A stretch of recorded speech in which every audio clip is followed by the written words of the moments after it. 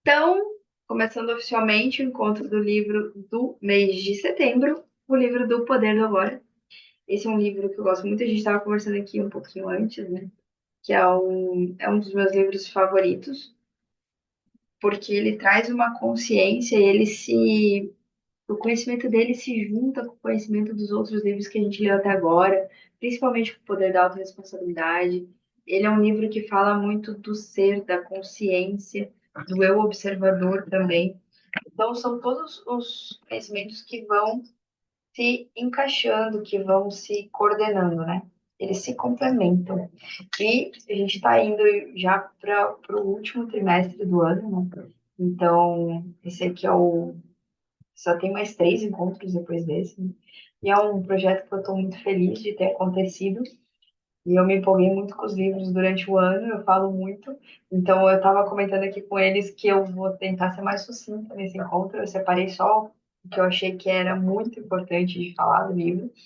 É um livro que realmente vale, na minha opinião, a pena a leitura. Ele é um livro fácil, ele é um livro gostoso, embora seja um livro com conceitos muito abstratos. Algumas vezes ele tenta trazer da forma mais facilitada possível. Então, algumas vezes ele repete alguma informação para fixar, para tornar mais fácil. Ele é um livro escrito em forma de perguntas e respostas, já para facilitar. Ele conta a história dele, como ele atingiu a plenitude, como ele aprendeu sobre agora, como foi a evolução espiritual dele nesse assunto. E aí, quando ele atingiu a evolução espiritual, as pessoas começaram a perguntar para ele como ele fazia aquilo. Então, ele começou a dar palestras, começou a ensinar. E ele condensou essas perguntas e respostas nesse livro. Tem continuação esse livro, ele escreveu outros livros, e eu confesso que eu ainda não li, mas eu li esse aqui e é um livro que fez muita diferença na minha vida.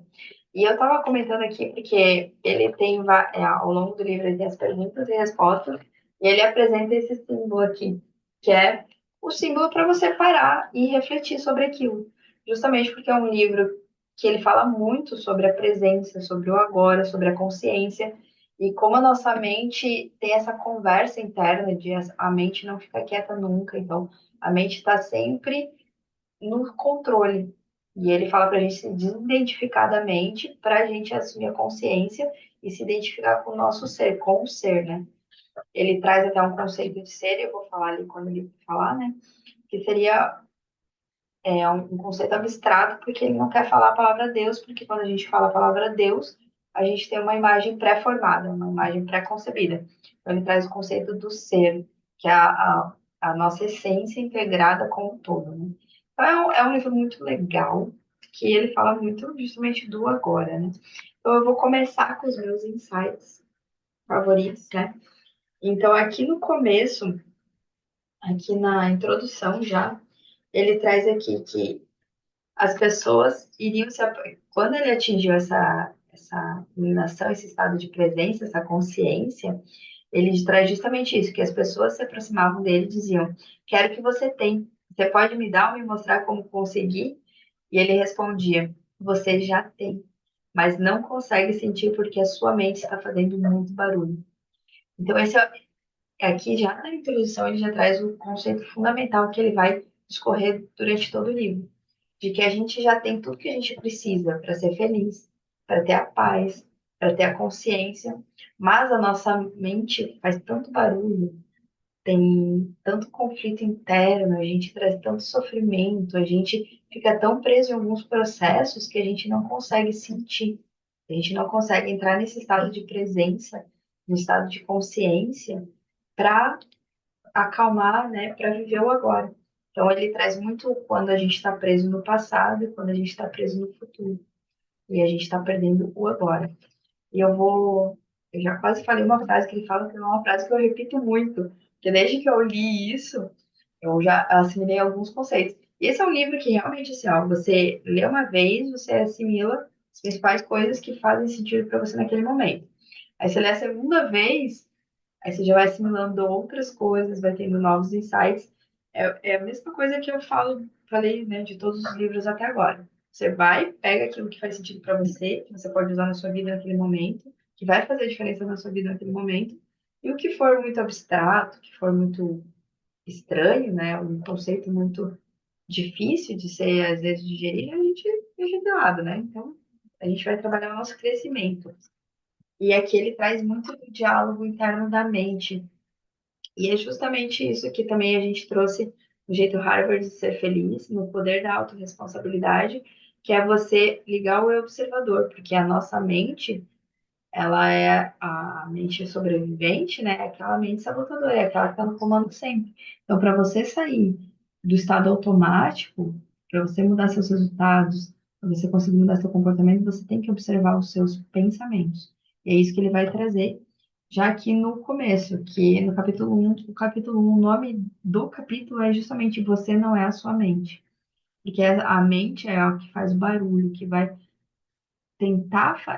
ela vai tentar fazer ela sobreviver. Ela é identificada com o ego, né? Então, sempre que você for tentar acabar com os sabotadores, a gente já falou, você vai ligar o eu observador justamente para pôr um foco sobre os pensamentos que a mente traz no automático. Aqueles padrões de comportamento que a gente aprendeu, que em algum momento a gente usou para sobreviver, mas que eles não fazem mais sentido e que a gente não entende por que que a gente está trazendo aquilo para nossa vida. É nesse comportamento, nessa mente, nesses pensamentos que a gente vai ligar o holofote, que a gente vai ligar o eu observador, a mente observadora, para observar. É como se a gente tivesse, né? Eu sempre falo, né? A gente tem a mente pensante e o cérebro sobrevivente. E aqui nesse livro ele vai trazer isso de uma forma muito clara também, que ele vai trazer que a nossa mente pensante é a nossa consciência, aquilo que a gente tem que buscar, que a gente tem que trazer para viver no agora.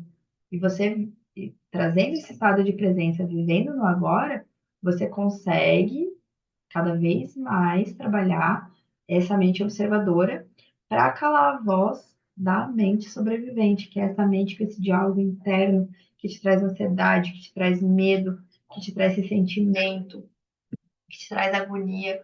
Porque a mente, ela vai ter a mente sobrevivente, esses pensamentos, elas em geral, 90% das pessoas, ela está no controle. Então, as pessoas estão presas naquilo ali, achando que estão conscientes, achando que estão escolhendo.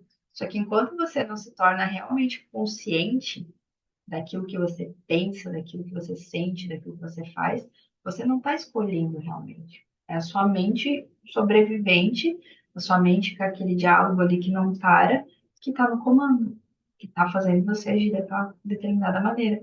Aquele padrão de comportamento que você aprendeu e repete inconscientemente. Então, 90% do tempo a gente está na inconsciência. E isso ele vai trazer depois os conceitos, né? Tem consciência profunda, consciência leve. E aqui já no começo do capítulo 1 ele traz assim, ó, que infelizmente todos que ainda não encontraram a verdadeira riqueza, a radiante alegria do ser e uma paz inabalável, são mendigos, mesmo que possuam bens e riqueza material. Buscam do lado de fora migalhas de prazer, aprovação, segurança ou amor, embora tenham um tesouro guardado dentro de si, que não só contém tudo isso, como é infinitamente maior do que qualquer coisa oferecida pelo mundo. Aqui né, ele traz que a palavra iluminação transmite a ideia de uma conquista sobre-humana, e isso agrada o ego, mas é simplesmente o estado natural do sentir-se em unidade com o ser. É um estado de conexão com algo imensurável e indestrutível. Ele diz que quando a gente atinge a consciência, quando a gente entra em contato com o ser, que é quando a gente cala a voz da mente, né?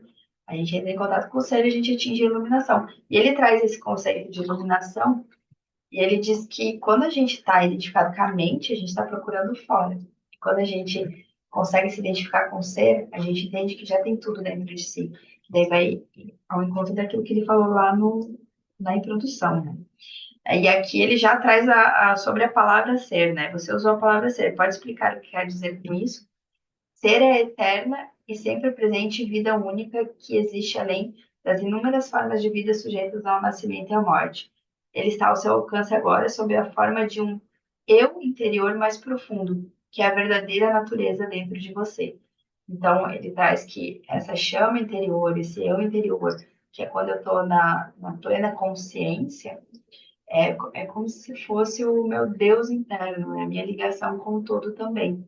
Então, eu tenho essa condição de ter a alegria, o amor, a plenitude, a paz, quando eu entro em contato com o meu estado natural, quando eu consigo calar a voz da minha mente. E é muito interessante porque acho que pelo menos três ou quatro livros que a gente leu durante o clube, eles falam de você calar a sua mente, de você meditar, de você trabalhar o mindfulness, de você viver no presente, para justamente trazer o cérebro pensante, para que você consiga sair do automático e ter esse contato, né, com você mesmo.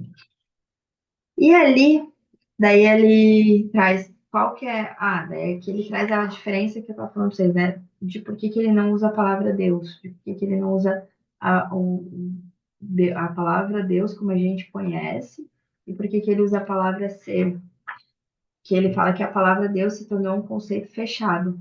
Então, quando a gente pronuncia a palavra Deus, quase todo mundo já traz uma imagem fechada de Deus. Geralmente é um velhinho e tal, né? E tanto Deus quanto ser são palavras que não conseguem definir nem explicar a realidade por trás delas. Ser, entretanto, a palavra ser tem a vantagem de sugerir um conceito aberto. Não reduz o invisível infinito a uma entidade finita. Então, é por isso que ele usa a palavra ser, porque a palavra ser te conecta ao seu ser, ao ser maior, né? Então, é como se fosse o conceito de Deus, só que um conceito aberto. E aí ele traz qual que é o maior obstáculo para vivenciar essa realidade de plenitude, né? É a gente ser incapaz de parar de pensar. Ser incapaz de parar de pensar é uma aflição terrível, mas ninguém percebe porque quase todos nós sofremos disso. Então consideramos uma coisa normal. Se nós nos identificarmos com a mente, criamos uma tela opaca de conceitos, rótulos, imagens, palavras, julgamentos e definições que bloqueia todas as relações verdadeiras. Essa tela se situa entre você e o seu eu interior, entre você e o próximo, entre você e a natureza, entre você e Deus. Então, é a mente que não cala, é a mente que julga, é a mente que rotula, é a mente que quer dar significado a tudo que acontece, a tudo que está acontecendo, que bloqueia a gente ter contato com a nossa essência, com a nossa consciência, com o ser. E aqui ele já traz a ideia do eu observador e pensador, que é a ideia de parar de pensar completamente. Não consigo, a não ser por 1 ou 2 segundos. A liberdade começa quando percebemos que não somos a entidade dominadora, o pensador, a mente, no caso, né? Saber disso nos permite observar a entidade. No momento em que começamos a observar o pensador, ativamos o nível mais alto de consciência, que é aquilo que a gente fala desde o começo, né? Ligar o eu observador. Então, quando você começa a observar, é como se você tivesse aí nesse ponto duas mentes. Você está com a mente pensando naquele processo incessante da mente de trazer pensamentos, conceitos, julgamentos. Nesse momento, você se retira como se fosse um outro cérebro, cérebro pensante, observador, e fica olhando aquela mente pensando. Aí você já tira um pouco do poder dela. E ele vai trazer outros momentos aqui que a gente vai aprender a tirar o poder daqui, porque a partir do momento que você liga o observador, você já está trazendo consciência para o momento, você já está trazendo presença para o agora, né? Então, aí ele fala que quando a gente consegue observar o pensador, que é ligar o eu observador, né? Nós também percebemos também que todas as coisas realmente importantes, como a beleza, o amor, a criatividade, a alegria e a paz interior, surgem de um ponto além da mente, além desse zunido constante que a nossa mente faz. E ele continua sobre observar o pensador. E a boa notícia é que podemos nos libertar das nossas mentes. Essa é a única libertação verdadeira. Dê o primeiro passo nesse exato momento. Comece a prestar atenção ao que a voz diz, principalmente a padrões repetitivos de pensamento, aquelas velhas trilhas sonoras que você escuta dentro da sua cabeça há anos. É isso que eu quero dizer com observar o pensador. É um outro modo de dizer o seguinte: ouça a voz dentro da sua cabeça, esteja lá presente, como uma testemunha. E o que, que são esses padrões repetitivos de pensamento? São as crenças. É aquilo que a gente tem armazenado como nosso mapa, como que a gente deve reagir. Por isso que ele diz que a gente normalmente está inconsciente, a gente está tomando atitudes baseadas nos nossos padrões de pensamento. Quando a gente liga o eu observador, a gente começa a agir como uma testemunha do que a mente está trazendo de padrão. E é assim que você começa a quebrar padrões, é assim que a gente começa a trazer consciência, a pensar melhor, a ser mais criativa, vivendo agora. E ele continua, ó, daí aqui tem um símbolo para você parar e pensar, né? Aí você reflete, aí você traz essa consciência. E isso é um exercício que a gente pode fazer a qualquer momento. Aí eu tô aqui no encontro agora, eu tô julgando, eu tô pensando o que eu devia estar fazendo, eu tô pensando no que eu tenho que fazer. Isso são coisas que a sua mente começa a trazer para te tirar do agora, para trazer aquela conversa, aquele zumbido constante. Então, se você para e volta a sua atenção até para esse pensamento, você age como testemunha, aí você fala, não, eu quero estar daqui agora. Aí você traz a sua mente para cá, você traz a sua consciência para esse momento. E ele traz também, quando um pensamento se afasta, percebemos uma interrupção no fluxo mental, um espaço de mente vazia. Então, quando a gente deixa o pensamento ir, aí a gente tem a mente vazia.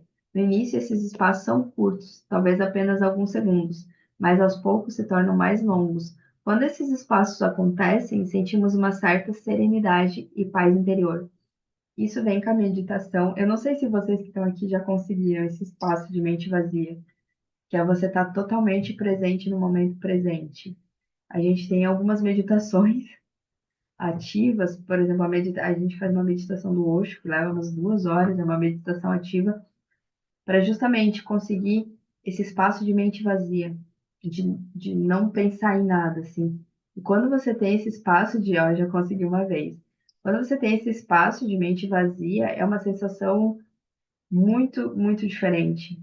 Porque normalmente você senta para meditar, o pensamento vem e você deixa ali, o pensamento vem e você deixa ali. Mas os pensamentos estão vindo, porque a mente produz aquele zunido. Até a gente acostumar a usar a mente como ferramenta para alguma coisa, se a gente aprender a calar ela e usar ela quando realmente precisar, a gente tem muito poucos espaços de mente vazia. Mas quando você consegue, assim, estar presente, no momento presente, é uma sensação, eu vou descrever com a minha palavra, é bizarra, assim, porque eu nunca tinha sentido isso. Quando eu senti, eu falei, vai, é isso? Tipo, são poucos segundos de cada vez, né, no começo.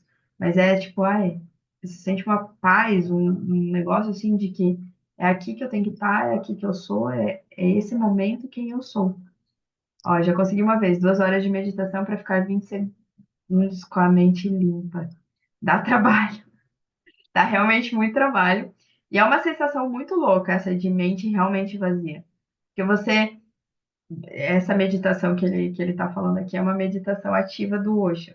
Você cansa e não vem, não vem o pensamento, a sua mente realmente está vazia. Você usa o seu corpo físico para ter um estado mental. E aqui ele vai falar disso também, você concentrar no seu corpo físico para trabalhar o seu espaço de mente vazia. E é muito louco essa sensação. Então, no começo, quando você começa a praticar, quando você começa a assimilar os conceitos desse livro, você tem ali um segundo, é uma sensação que vem, e daí você fala, nossa. E daí a mente já vem rotular, a mente já vem julgar. E assim, conforme vai passando o tempo, você consegue mais e mais tempos de mente vazia. E realmente é esse sentimento que vem, um sentimento de serenidade, de paz interior. Eu tô na página. Gente, a minha edição é uma edição comprada em sebo, essa aqui, tá? Então, pode ser que eu fale a página, pode ser que seja diferente. Mas aqui eu tava na página 23, tô indo para 24. Aí ele traz aqui que, em vez de observar o pensador, podemos também criar um espaço no fluxo da mente, direcionando o foco da nossa atenção para o agora. Torne-se consciente do momento. Isso é profundamente gratificante de se fazer. Agindo assim, desviamos a consciência para longe da atividade da mente e criamos esse espaço de mente vazia em que ficamos extremamente alertas e conscientes, mas sem pensar. Essa é a essência da meditação. Tem também o mindfulness, né, que você se concentra naquilo que você está fazendo. Treinar o Quando você começa a treinar mindfulness, tipo, escovar os dentes. A gente escova os dentes muito aéreo, pensando na morte da bezerra. Aí você começa a pensar, não, eu tenho que prestar atenção. Aí você começa a prestar atenção no gosto da pasta. Em que direção você está colocando a escova? Na bolha que forma na boca. Aí você usa esse momento para estar presente. Lavar a louça, a mesma coisa. Sente a temperatura da água, começa a prestar atenção no que está acontecendo realmente, que você desvia a atenção das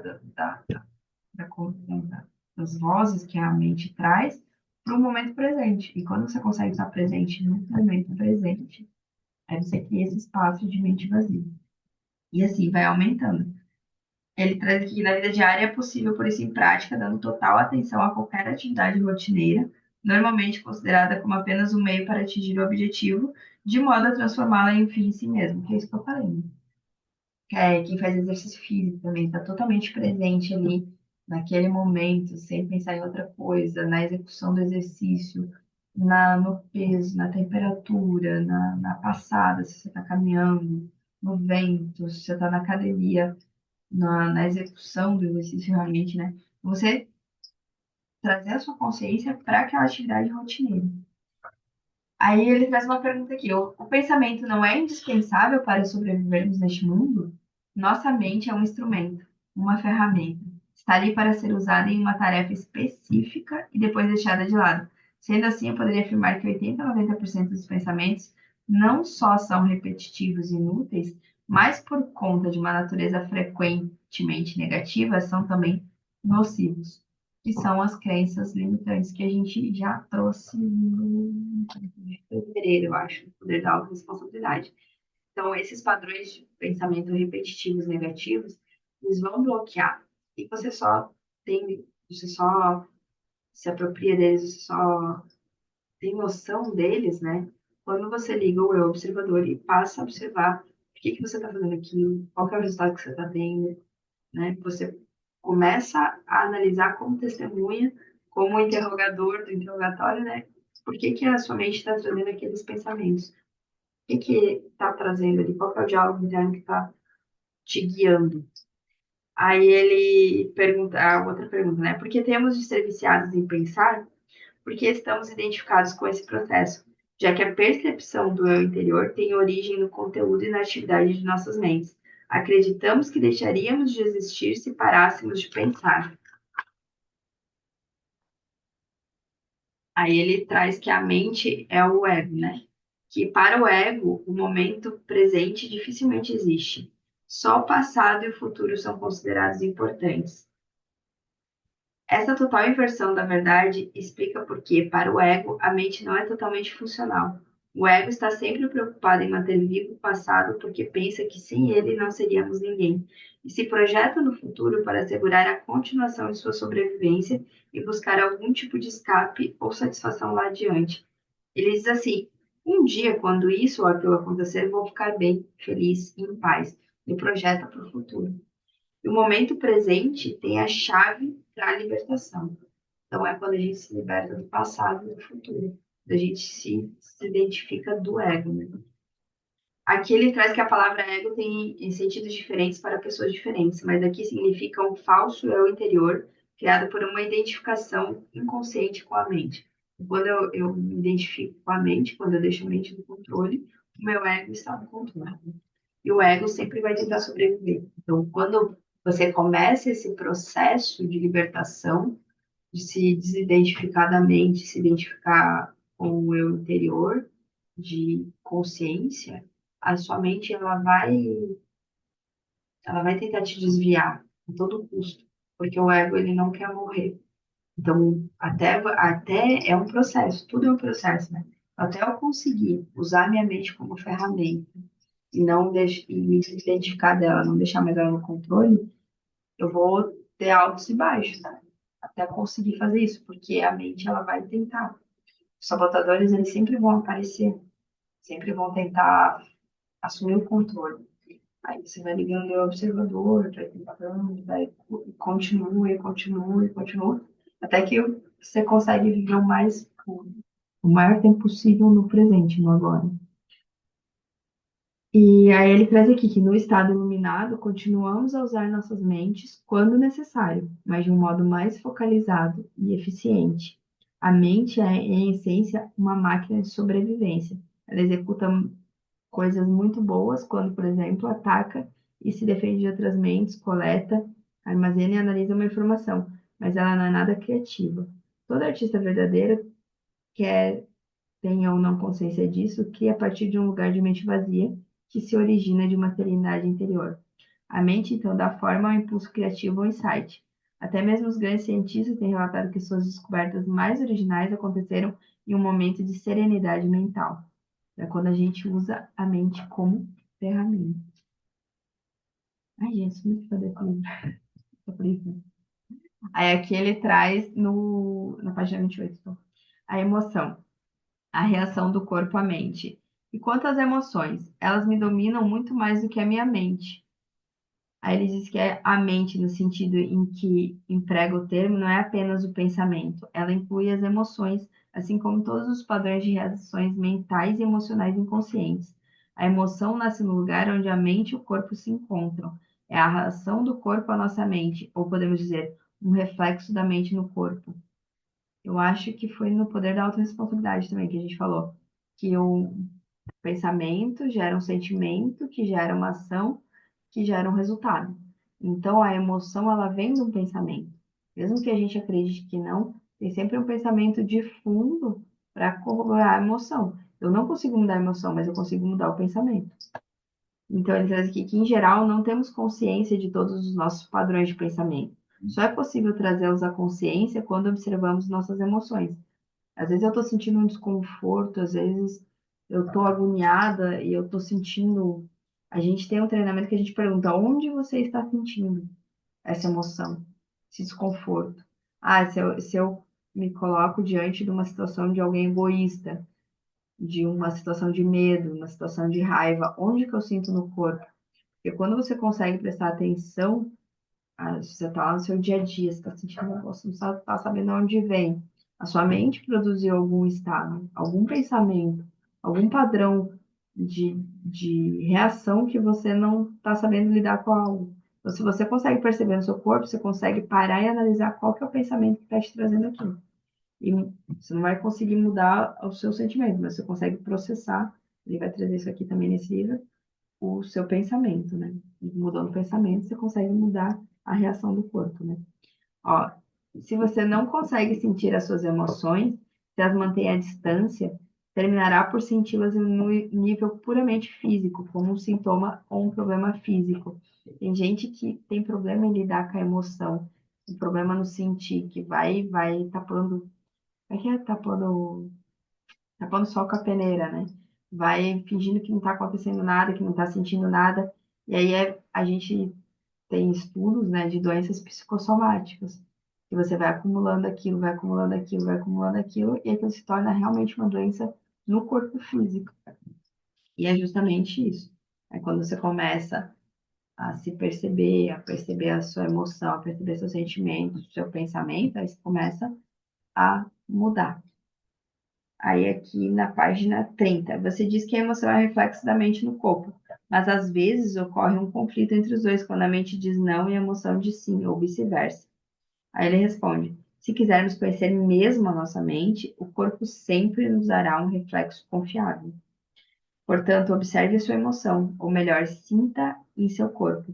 Se houver um aparente conflito entre os dois, a verdade estará na emoção e não no pensamento. Não a verdade definitiva sobre quem você é, mas a verdade relativa ao estado da sua mente naquele momento. Foi o que eu falei. A gente consegue mudar o pensamento, mas não a emoção. Então, a emoção sempre vai estar conectada a um pensamento que talvez esteja escondido, um padrão de comportamento que talvez esteja lá no fundo do seu subconsciente, que você não tenha a consciência daquilo. E é nesse momento que você tem que ligar o eu observador com mais força ainda, né? Aí ele traz que observar uma emoção por esse ângulo é basicamente o mesmo que ouvir ou observar um pensamento, como descrevi anteriormente. A única diferença é que o pensamento está na sua cabeça, enquanto a emoção, por conter um forte componente físico, se manifesta em primeiro lugar no corpo. Você pode permitir que a emoção esteja ali, sem deixar que ela assuma o controle. Você não é mais a emoção. Você é o observador, a presença que observa. Ao praticar isso, tudo que está inconsciente será trazido à luz da consciência. Foi o que eu falei agora há pouco, né? E ele traz ainda aqui, mas não analise, apenas observe. Porque quem analisa, quem julga, quem rotula é a mente, é o ego. Então, se você sentir a sua emoção e começar a querer analisar aquilo, a querer rotular aquilo, a querer julgar, você vai estar se identificando com o ego. Você vai estar dando a chance da sua mente continuar acumulando. Quando você apenas observa, permite que você sinta aquilo. Aí aconteceu alguma coisa, eu fiquei com raiva, eu tô com raiva, eu tô sentindo a raiva. Agora, se eu ligar o observador, eu deixo que a raiva esteja ali. Eu sinto a raiva, ela tá ali. Então, tudo bem. Eu não vou deixar que, não vou tentar conter ela até que ela vire uma agressão, por exemplo. Não vou deixar a raiva me dominar para que vire uma agressão. Não, eu sou capaz de sentir ela, ligar o observador e ver eu sentindo ela. Então, tudo bem. Daí eu vou usar a mente consciente, realmente, a minha consciência, para tomar uma atitude a partir dali, para tomar uma ação criativa a partir dali, para que eu não reaja apenas, para que eu aja com consciência. Aí ele traz aqui que uma emoção em geral representa um padrão de pensamento amplificado e energizado. Por conta da carga energética quase sempre excessiva que ela contém, não é fácil, a princípio, termos condições para observá-la. A emoção ela quer assumir o controle e quase sempre consegue, a menos que você esteja presente e alerta. Se você for empurrado para uma identificação inconsciente com a emoção, ela se tornará temporariamente você. E é comum se estabelecer um círculo vicioso entre o pensamento e a emoção, porque um alimenta o outro. Então a gente quebra esse padrão ligando o eu observador. Às vezes, dependendo do tipo de emoção, vai ser mais difícil. Mas é tudo um processo. Né? Conforme você vai avançando, conforme você vai treinando, vai ficando mais fácil. Né? Aí aqui tem a pergunta. Eu ia perguntar o que acontece com as emoções positivas, como o amor e a alegria? Elas são inseparáveis do estado natural de conexão interior com o ser. Sempre que houver um espaço no fluxo dos pensamentos, podem ocorrer lampejos de amor e alegria ou breves instantes de paz profunda. Para a maioria das pessoas, tais espaços raramente acontecem. Mesmo assim, por acaso, nas ocasiões em que a mente fica sem palavras, instigada por uma beleza entonteante, uma exaustão física extrema, que foi o caso que eu falei da meditação do Osho, né? Ou mesmo um grande perigo. De repente se instala uma serenidade interior e dentro dessa serenidade existe uma alegria sutil mais intensa, existe amor, existe paz. Isso porque o amor, a alegria e a paz não conseguem florescer a menos que tenhamos nos livrados do domínio da mente. Mas eu não os chamaria de emoções. Eles estão por baixo das emoções em um nível mais profundo. Então, o amor, a alegria, a paz, eles estão extremamente conectados com o ser, com a identificação profunda. Amor e alegria e paz são estados profundos do ser, ou melhor, três aspectos do estado de ligação interior com o ser. O prazer sempre se origina de alguma coisa externa a nós, ao passo que a alegria nasce do interior. Então, muitas vezes a gente busca alegria, mas como a gente está identificado com a mente, a gente acaba buscando o prazer. E o prazer está no externo. Eu vou buscar um carro, uma promoção, alguma coisa fora de mim. E quando eu tomo consciência, quando eu deixo a mente, crio esse espaço da minha mente vazia, me conecto com o meu eu interior, me conecto à alegria profunda, alegria verdadeira. E aí eu deixo de procurar o prazer no exterior. Eu aprendo que a alegria já está dentro de mim. Eu falei para vocês que ele traz uns conceitos que às vezes dá para você colocar em prática e sentir, parece muito abstrato. Mas conforme vai indo, né, a gente vai trabalhando isso daí. Aí ele diz que a pergunta, né? Buda diz que a dor ou o sofrimento surge através dos desejos ou anseios, e que para se libertar da dor, necessitamos romper as amarras do desejo. E ele responde: todos os anseios nascem da busca da mente por salvação ou satisfação das coisas externas em futuro, como substitutos da alegria do ser. É quando eu me encontro com o ser, quando eu trago a consciência, que eu consigo encontrar a alegria verdadeira. Né? Aí ele traz aqui que existem dois níveis de sofrimento: o que você cria agora e o que tem origem no passado, que ainda vive na sua mente e no seu corpo. Deixar de criar o sofrimento no presente, dissolver o sofrimento passado, é sobre isso que ele vai começar a falar, sobre o sofrimento. O sofrimento que sentimos nesse exato momento é sempre alguma forma de não aceitação, uma forma de resistência inconsciente ao que é. E eu vou falar pra vocês que esse foi um capítulo, foi uma das coisas que mais me pegou na época, assim, sabe? Porque eu falava, não, não, não. A gente já falou sobre isso no Poder da Autoresponsabilidade, né? Que onde eu estou é responsável, foram escolhas, né? Responsabilidade minha, eu que me trouxe até aqui, né? E quando ele diz que o sofrimento que eu tô é resistência ao que é o que eu tô causando esse sofrimento, uma das coisas que foi muito difícil para mim processar, ouvir, entender. E daí, depois que você entende, que você, né, absorve o conteúdo, aí você fala, não, é verdade. Aí ele fala que todos nós sofremos ao ignorar ou negar cada momento precioso ou reduzi-lo ao meio para alcançar algo no futuro, algo que só existe em nossas mentes, nunca na realidade. O tempo acumulado na mente humana encerra uma grande quantidade de sofrimento cuja origem está no passado. Como deixar de criar tempo, ter uma profunda consciência de que o momento presente é tudo que você tem? Faça do agora o foco principal da sua vida. Então, é quando a gente resiste ao que é, quando a gente resiste ao que está acontecendo ao agora, quando a gente está preso no passado ou criando filmes mentais do futuro, que a gente traz o sofrimento, porque daí a gente gera ansiedade, gera o medo. Ele vai trazer isso aqui agora. Que às vezes o momento atual é inaceitável, desagradável ou terrível. Aí ele traz que as coisas são como são. Observe como a mente julga continuamente o comportamento, atribuindo nome às coisas. Entenda como esse processo cria sofrimento e infelicidade. Ao observarmos os mecanismos da mente, escapamos dos padrões de existência e podemos então permitir que o momento atual exista. Isso dará a você uma prova do estado de liberdade interior, o estado da verdadeira paz interior. Veja então o que acontece e parta para a ação, caso necessário ou possível. Aceite, depois age. O que quer que o momento atual contenha, aceite-o como uma escolha sua. Trabalhe sempre com ele, não contra. Torne-o um amigo e aliado, não seu inimigo.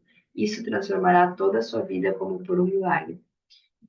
Esse é um conceito ele traz mais sobre isso depois também. Só que a partir do momento que a gente assimila ele e começa a usar, realmente faz a diferença. Inclusive, passei por algumas situações recentemente que me testaram nesse conceito aqui, de aceitar as coisas como elas são. Porque ele diz assim: você não resiste ao que é agora. Aí você aceita, aí você age, aí você vê se você pode mudar aquilo, se você pode conversar, se você pode se retirar, o que que você vai fazer a partir dali. Mas não adianta ficar naquele processo mental de eu queria que fosse diferente, eu poderia ter feito assim. O que foi, foi. O que será, será. O que a gente tem é o agora. O que que eu posso fazer no agora?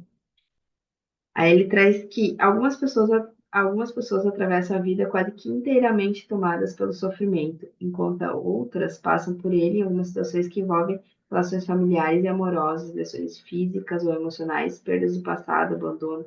Qualquer coisa pode ativar esse sofrimento, especialmente se encontrar ressonância em um padrão de sofrimento do passado. Quando o sofrimento está pronto para despertar do estágio inativo, até mesmo uma observação inocente feita por um amigo ou um pensamento é capaz de ativá-lo. É aquele sofrimento que fica latente, né? Que todo esse sofrimento cria um campo de energia negativo que ocupa tanto a mente quanto o corpo. E às vezes o sofrimento está lá latente, aquela memória está lá, qualquer coisa desencadeia e eu entro nesse processo de repetir o sofrimento. E como que eu dissolvo o sofrimento do passado?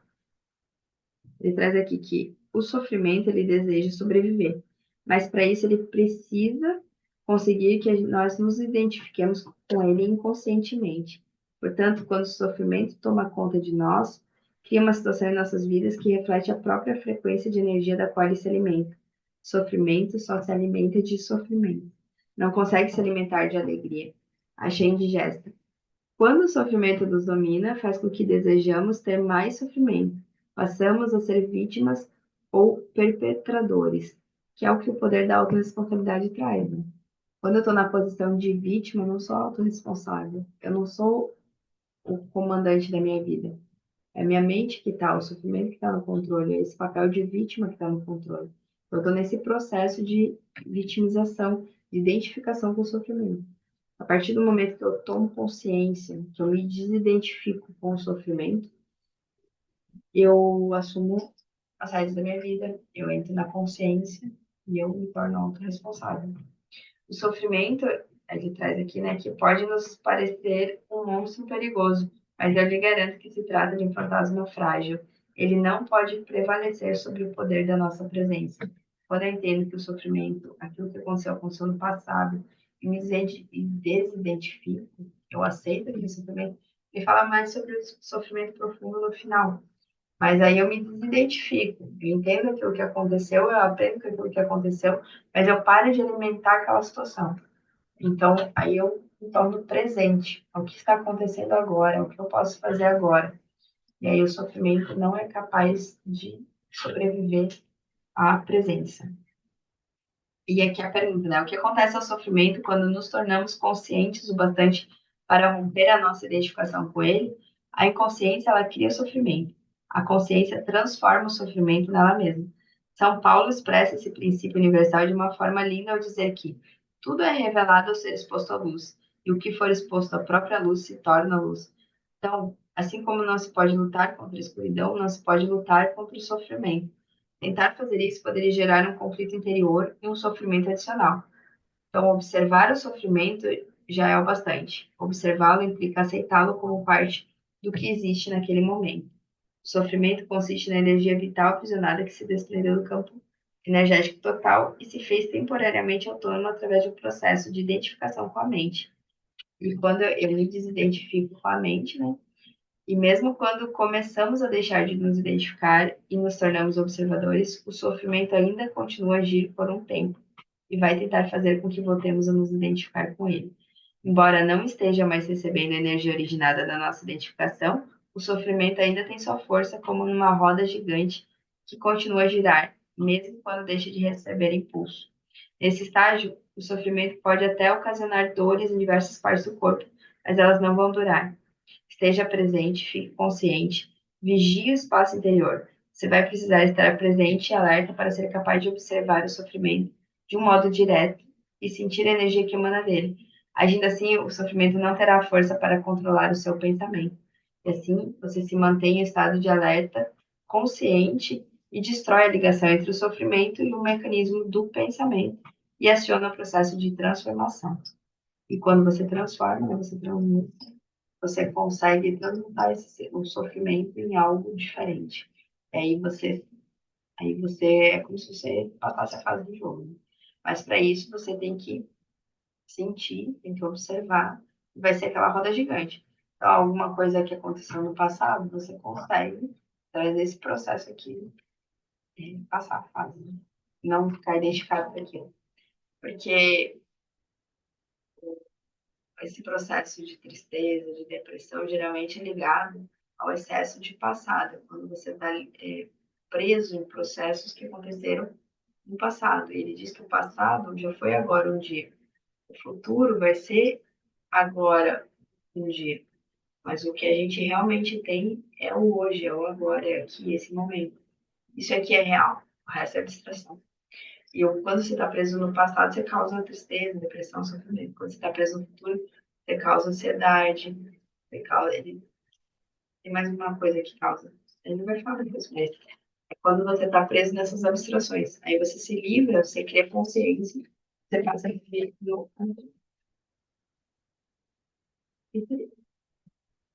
conforme a gente vai treinando, conforme a gente vai se percebendo, virando o observador, a gente vai começando a perceber cada vez mais quando a gente está disperso, quando a gente está criando muitas imagens mentais, E você vai acessar a sua mente, você vai calar a voz da sua mente, aí você vai usar a sua mente.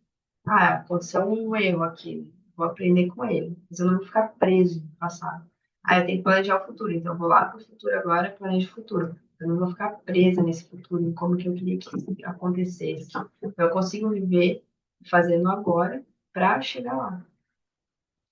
E daí aqui ele traz a origem do medo, que a doença psicológica do medo não está presa a qualquer perigo imediato, concreto e verdadeiro, que tem o medo, que é real, tipo, tem uma onça aqui, só um medo real. Mas o medo que normalmente a gente tem na nossa vida, ele chama de doença psicológica do medo, porque não tem um perigo imediato, concreto, real. Não. Mas ele se manifesta de várias formas, tais como agitação, preocupação, ansiedade, nervosismo, tensão, pavor, fobia. Esse tipo de medo psicológico é sempre de alguma coisa que poderá acontecer, não de alguma coisa que está acontecendo nesse momento. Você está aqui e agora, ao passo que a sua mente está no futuro. Essa situação cria um espaço de angústia. Angústia é a palavra. A gente está ansioso, tá angustiado por uma coisa que pode acontecer no futuro. Às vezes a gente quer que aconteça uma coisa, a gente tem medo que aconteça uma coisa. A gente fica preso naquilo que pode ou não acontecer no futuro. A gente não está vivendo o agora, a gente não está aqui no momento presente. A gente está com a mente lá. Isso causa angústia, causa ansiedade, e acho que é um dos mal, né, o mal da década, eu acho, a ansiedade. Né? Além do mais, enquanto estivermos identificados com a mente, o ego rege as nossas vidas. O medo parece ter várias causas. Tememos perder, tememos falhar, nos machucar, mas em última análise, todos os medos se resumem a um só: o medo que o ego tem da morte e da destruição. Então, é sua mente que cria medos para que você não se livre da mente, para que você não ligue o observador. Uma vez que não estejamos mais identificados com a mente, não faz a menor diferença para o nosso eu interior estarmos certos ou errados. Assim, a necessidade compulsiva e profundamente inconsciente de ter sempre razão, que é uma forma de violência, vai desaparecer.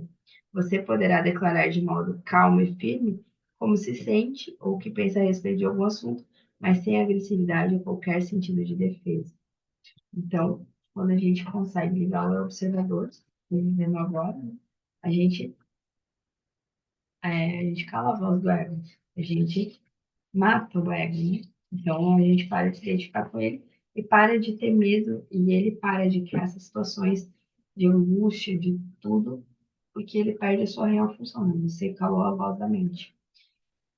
A busca do ego pela plenitude. Um outro aspecto do sofrimento emocional é uma profunda sensação de falta, de incompletude, de não se sentir inteiro.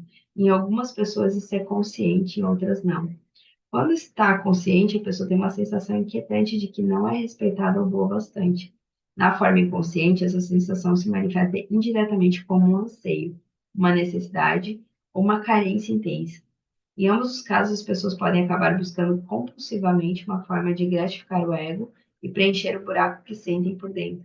Assim, empenham-se em possuir propriedades, dinheiro, sucesso, poder, reconhecimento ou um relacionamento especial para se sentirem melhor e mais completas.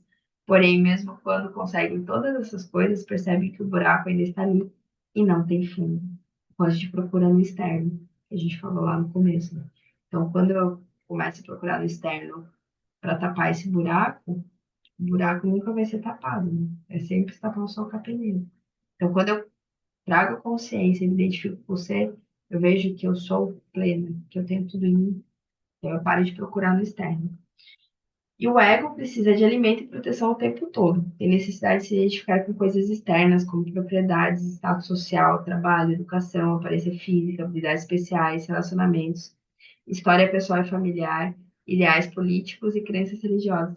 Só que nada disso é você. E ele coloca aqui, né, que quando você mata o ego, né, a morte significa um despojar-se de tudo que não é você. O segredo da vida é morrer antes que você morra.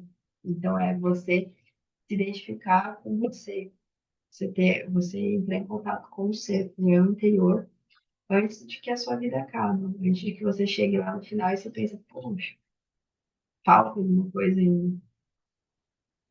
E aí a gente já vai pro capítulo 3, né, entrando profundamente no agora. Agora que ele começa a entrar no agora. Ali foi, né, vários conceitos para trazer a gente para cá. Os problemas da mente não podem ser solucionados no nível da mente. No momento em que compreendemos que não somos a nossa mente, não existe muito mais a aprender ou compreender. É um livro que traz poucos conceitos, né, conceitos simples, mas que ele tenta trazer para que a gente entenda. Então, alguns conceitos ele traz várias vezes. Ele repete de várias formas, várias coisas para que a gente entenda. Porque o conceito do poder do agora é realmente isso. O poder é do agora. Você trazer a sua presença para o agora. E quando a gente entende que no agora, quando você está vivendo agora, somente perde o poder, aí é isso. Esse é todo o poder que a gente precisa, é o poder do agora. Então, aí ele traz que as necessidades do ego são intermináveis, ele se sente vulnerável e ameaçado, em consequência, vive em estado de medo e carência. Quando entendemos esse funcionamento anormal da mente, não precisamos examinar todas as suas numerosas manifestações nem transformá-lo em problema pessoal complexo. O ego, é claro, adora fazer isso, está sempre buscando algo em que se apegar para sustentar e fortalecer a ilusão de que tem de si mesmo e para juntar aos seus problemas. Essa é a razão pela qual para muitos de nós, o sentido do eu interior está intimamente ligado aos nossos problemas. E quando estamos presentes, podemos permitir que a mente seja como é, sem nos deixar enredar por ela. A mente em si é uma ferramenta maravilhosa. O mau funcionamento acontece quando buscamos o nosso eu interior dentro dela e a confundimos com quem somos. É nesse momento que a mente torna-se egóica e domina toda a nossa vida. Aí aqui ele traz conceitos sobre o tempo já, porque é o fim da ilusão do tempo. Estar identificado com a mente é estar preso ao tempo. É a compulsão para vivermos quase exclusivamente através da memória ou da antecipação. Isso cria uma preocupação infinita com o passado e com o futuro, e uma relutância em respeitar o momento presente e permitir que ele aconteça. Que quanto mais nos concentramos no tempo, no passado e no futuro, mais perdemos o agora, que é a coisa mais importante que existe. O eterno presente é o espaço dentro do qual se desenvolve toda a nossa vida, o único fator que permanece constante. A vida é agora. O tempo não tem nada de precioso porque é uma ilusão. Aquilo que achamos ser precioso não é o tempo, mas o ponto que está fora dele, o agora. Isso é realmente precioso. Esse aqui é muito importante. Ele está na página 53 aqui, que é sobre a abstração, que é realmente isso. Você alguma vez vivenciou, realizou, pensou ou sentiu alguma coisa fora do agora? Acha que conseguirá algum dia? É possível alguma coisa acontecer ou ser fora do agora? A resposta é óbvia, não é mesmo? Nada jamais aconteceu no passado, aconteceu no agora. Nada jamais irá acontecer no futuro, acontecerá no agora. O que consideramos como passado é um traço de memória armazenado na mente de um agora anterior. O futuro é um agora imaginado, uma projeção da mente. Quando o futuro acontece, acontece como sendo o agora. O passado é uma memória e o futuro é uma projeção. O que a gente realmente tem, a única coisa que a gente realmente tem é o agora. Tanto que o futuro ele pode nem chegar a acontecer, o futuro que a gente projeta. A gente não tem controle sobre o que vai acontecer. A gente tem controle sobre o que a gente faz e sente no agora. Faz a gente pensar. No agora, na ausência do tempo, todos os nossos problemas se dissolvem. O sofrimento precisa do tempo e não consegue sobreviver no agora. Que ele traz lá anteriormente, né? Que o sofrimento é o processo onde você está preso em alguma memória, alguma coisa que aconteceu. Se você entende que o passado já aconteceu, que é só uma memória, você se livra da ilusão do tempo. Você entende que você só tem o agora realmente. Então por isso que ele chama de ilusão do tempo. Não o tempo cronológico, mas o tempo da nossa mente. Aí agora ele traz que o grande poeta, mestre do sufismo, ensina que passado e futuro ocultam Deus de nossa vista. Ponha fogo em ambos. Essa é uma frase que eu achei muito legal. Porque se você entender que não existe passado, não existe futuro, existe o agora, você se conecta ao ser, que é ao conceito de Deus, né? A sua espiritualidade. Então você se conecta a você. Você traz a consciência. O que impede a luz de nos alcançar é o tempo. Não há maior obstáculo para Deus do que o tempo. O tempo é essa a abstração que ele traz, né, de passado e de futuro. Aí ele vem com o capítulo Acessando o Poder do Agora, que é um lugar para a mente, para o conhecimento da mente. Situa-se na prática do dia a dia. Entretanto, quando a mente domina todos os aspectos da nossa vida, incluindo as relações com as outras pessoas e com a natureza, transforma em um parasita monstruoso que, se não for reprimido, pode acabar matando todo tipo de vida no planeta e finalmente a si mesmo, ao matar quem o hospeda. Então ele traz rompa com o velho padrão de negação e resistência ao momento presente. Torne uma prática desviar a atenção do passado e do futuro. Afaste-se da dimensão do tempo na vida diária, tanto quanto possível. Se você achar difícil entrar diretamente no agora, comece observando como sua mente tende a fugir do agora. Aí você liga o seu observador e vê quantas vezes no dia, quantas vezes ali na quanto você está vivendo, quantas vezes a sua mente vai para o futuro, quantas vezes a sua mente vai para o passado. E assim você consegue, como testemunha, como observador, passar a trazer a sua mente para o presente cada vez mais. Cada vez que ela desviar para o futuro, traz para o presente. Cada vez que ela desviar para o passado, traz para o presente. O que você está fazendo nesse momento? O que você deveria estar fazendo nesse momento? Não, mas qual é a ação que você está executando que te levou lá para o futuro, que te levou para o passado? O que seu corpo está sentindo aí? Você começa a criar mecanismos para trazer sua mente para o presente. Esteja presente como alguém que observa a mente e examine seus pensamentos, suas emoções, assim como suas reações em diferentes circunstâncias. Não julgue nem analise o que você observa, somente observe. Preste atenção ao pensamento, sinta a emoção, observe a reação, não veja nada como um problema pessoal. Sentirá então algo muito mais poderoso do que todas aquelas outras coisas que você observa. Uma presença serena e observadora por trás do conteúdo de sua mente. O observador silencioso. Aí aqui ele traz o abandonando o tempo psicológico, né? Aprenda a usar o tempo nos aspectos práticos da sua vida. Podemos chamar de tempo do relógio, mas retorne imediatamente para perceber o momento presente, tão logo esses assuntos práticos tenham sido resolvidos. O tempo do relógio não diz respeito apenas a marcar um compromisso ou programar uma viagem. Inclui aprender com o passado para não repetir os mesmos erros indefinidamente, estabelecer objetivos e trabalhar para alcançá-los. Predizer o futuro através de padrões e leis que podem ser físicas, matemáticas, etc. E aprender com o passado e adotar as ações apropriadas com base em nossos prognósticos.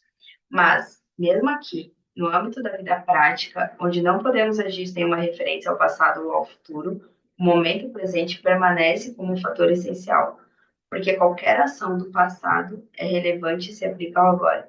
E planejar ou trabalhar para atingir um determinado objetivo é feito agora. Então, o principal foco de atenção das pessoas iluminadas é sempre o agora, embora elas tenham uma noção relativa do tempo. Então, na prática, no dia a dia, a gente vive o tempo, analisando o passado, planejando o futuro, mas entendendo que a gente precisa executar no agora. Então, eu vou lá no passado, aprendo, vejo tudo que eu preciso, planejo meu futuro, mas ajo no agora. Então, eu fico o tempo necessário nesses dois lugares, nesses dois tempos, né? E volto para o único tempo existente realmente, que é o agora. A negatividade e o sofrimento têm raízes no tempo. Se a nossa mente carrega um grande fardo do passado, vamos sentir isso. O passado se perpetua pela falta de presença. O que dá forma ao futuro é a qualidade da nossa percepção do momento presente. E o futuro, é claro, só pode ser vivenciado como presente. Toda a negatividade é causada pelo acúmulo de tempo psicológico e pela negação do presente. O desconforto, a ansiedade, a tensão, o estresse, a preocupação, todas essas formas de medo são causadas pelo excesso de futuro e pela pouca presença. A culpa, o arrependimento, o ressentimento, a injustiça, a tristeza, a amargura, todas as formas de incapacidade de perdão são causadas pelo excesso de passado e pouca presença. Aqui eu estou na página 63. Aí ele vai trazer conceitos sobre. Não é aqui não.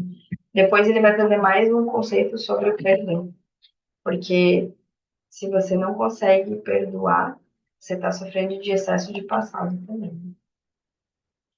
Aí aqui a pergunta, né? É verdade que a situação atual da minha vida é o resultado de coisas que aconteceram no passado, mas ainda assim é a minha situação atual. Estar preso a ela é o que me faz infeliz. Que essa situação da sua vida por um instante, preste atenção à sua vida. Qual que é a diferença entre situação da vida e vida, então? A nossa situação de vida existe no tempo. Nossa vida é agora. A nossa situação de vida é coisa da mente. Nossa vida é real. Encontre o portal estreito que conduz à vida. Ele é chamado agora. Restringe a sua vida a este exato momento. Sua situação de vida pode estar cheia de problemas. A maioria das situações da vida está. Mas verifique se você tem algum problema neste exato momento. Não amanhã ou dentro de 10 minutos, mas já. Você tem um problema agora? Quando estamos cheios de problemas, não há espaço para nada novo entrar. Tem um espaço para solução. E aí a gente fica preso, a gente não consegue sair. Quando a gente está preso na situação de vida, tudo parece permanente, tudo parece maior, tudo parece o fim. Quando a gente vê que a nossa vida é agora, não tem nenhum problema agora, então eu posso ir lá no futuro, planejar sair daqui e agir agora, aí eu consigo ser criativo. Quando eu uso o eu observador, eu consigo ser criativo e encontrar a solução. Quando eu estou preso em algum processo de tempo psicológico, ou no passado, ou no futuro, eu não consigo achar criatividade para achar a solução. E aqui ele traz a alegria do ser. A ausência de alegria, naturalidade ou leveza no que estamos fazendo não significa necessariamente que precisamos mudar o que estamos fazendo. Talvez baste mudar o como. Como é sempre mais importante do que o que. Verifique se você pode dar muito mais atenção ao fazer do que ao resultado desejado através do fazer. Dê a sua inteira atenção para o que quer que o momento apresente. Isso implica que você aceitou totalmente o que é, que não se pode dar atenção completa a alguma coisa e ao mesmo tempo resistir a ela. Ao respeitarmos o momento presente, toda luta e infelicidade se dissolve e a vida começa a fluir com alegria e naturalidade. Portanto, não se preocupe com o resultado da sua ação. Basta dar atenção à ação em si. O resultado surgirá espontaneamente. Essa é uma valiosa prática espiritual. Na Gita, um dos livros mais antigos e mais belos ensinamentos espirituais que existem, o desapego e o resultado da ação é chamado Karma Yoga. É descrito como o caminho da ação santificada. Então, não é a ação. Você se liga ao presente, você dá atenção à ação em si, aquilo que você está fazendo, e não o que você espera que aquilo gere de resultado. Aí, quando você começa a dar atenção à ação, que a Gita chama de ação santificada, no final dessa luta compulsiva e contra o agora, a alegria do ser passa a fluir em tudo que fazemos. No momento em que a nossa atenção se volta para agora, percebemos uma presença, uma serenidade, uma paz. Então, quando você passa a se concentrar no agora, você para de resistir, para de pensar no que poderia ser, no que não poderia ser. E aqui daí ele traz as estratégias da mente para evitar o agora, porque a mente, como ele já falou, né, vai tentar sempre burlar, vai tentar sempre vencer, né? E aqui ele traz a diferença entre a inconsciência comum e a inconsciência profunda. São os diferentes níveis de inconsciência, que é onde a gente normalmente está. Normalmente nós não estamos conscientes, nós estamos inconscientes. E a maioria das pessoas, aqui está na página 75, quando acordadas, se alterna entre a inconsciência comum e a inconsciência profunda. A inconsciência comum é essa identificação com os nossos processos de pensamentos e emoções, nossas reações, desejos e aversões. É o estado normal da maioria das pessoas. Nesse estado, somos governados pela mente e não temos consciência do ser. Quando isso acontece, quando a gente consegue se livrar, nem que seja rapidamente da mente, quando a gente entra na consciência por alguns segundos, é o mesmo sentimento de quando, sabe quando tem aquele zumbido de ar-condicionado ligado, daí para, aí você sente aquele alívio, aí você entra na consciência por aqueles 2 segundos daquele alívio. Mas normalmente a gente está no nível de inconsciência comum, que é a identificação com a mente, né? E a sensação de desconforto da inconsciência comum se transforma em sofrimento da inconsciência profunda, ou seja, um estado de sofrimento ou infelicidade mais agudo e mais perceptível quando as coisas vão mal, quando o ego é ameaçado ou quando existe um desafio maior. tal como a perda real ou imaginária em nossa situação de vida, ou um conflito numa relação. A inconsciência profunda é uma versão ampliada da inconsciência comum, da qual difere na intensidade, mas não na espécie.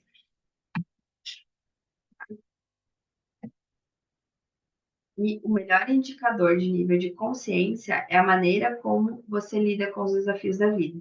É através desses desafios que uma pessoa já inconsciente tende a se tornar mais profundamente inconsciente e uma pessoa consciente a se tornar mais intensamente consciente. Portanto, é fundamental colocar mais consciência em sua vida durante as situações comuns, quando está tudo correndo de modo relativamente tranquilo. É assim que se aumenta o poder da presença. E quando a gente aumenta a consciência das coisas comuns, quando a gente chegar diante de uma diversidade, é muito mais fácil a gente estar consciente, né? Não entrar na inconsciência profunda, não se deixar levar pela mente, né? Dissolvendo a inconsciência comum. Como podemos nos livrar desse desconforto? Habitue-se a monitorar o seu estado mental e emocional através de uma autoobservação. Estou me sentindo à vontade nesse momento? É uma pergunta que você deve se fazer com frequência. Ou pode se questionar: o que está acontecendo dentro de mim nesse exato momento? Mantenha o mesmo nível de interesse pelo que vai tanto no seu interior quanto no exterior. Se você captar corretamente o interior, o exterior se encaixará no lugar. A realidade principal está no interior. A realidade externa é secundária. Mas não responda logo a essas questões. Direcione a sua atenção para o interior. Olhe para dentro de você. Que tipo de pensamentos a sua mente está produzindo? O que você está sentindo? Dirija a atenção para o seu corpo. Existe alguma tensão? Quando você perceber um certo desconforto, um ruído estático ao fundo, verifique que caminhos você está usando para evitar, resistir ou negar a vida, o agora. Existem muitos caminhos pelos quais resistimos inconscientemente ao momento presente, que são as estratégias que a mente usa, né? Libertando-se da infelicidade. Você não está satisfeito com as atividades que desempenha? Talvez não goste do seu trabalho, ou tenha se aborrecido por ter concordado em fazer alguma coisa, embora parte de você não goste e ofereça resistência. Talvez a atividade seja tediosa, ou alguém próximo a você seja desonesto, irritante ou inconsciente, mas tudo isso é irrelevante, não faz a menor diferença se os seus pensamentos e emoções a respeito da situação têm ou não uma justificativa. O fato é que você está resistindo ao que é, está transformando o momento atual no inimigo, está criando infelicidade, um conflito entre o interior e o exterior. A sua infelicidade está poluindo não só o próprio ser interior e daqueles à sua volta, como também a psique coletiva humana.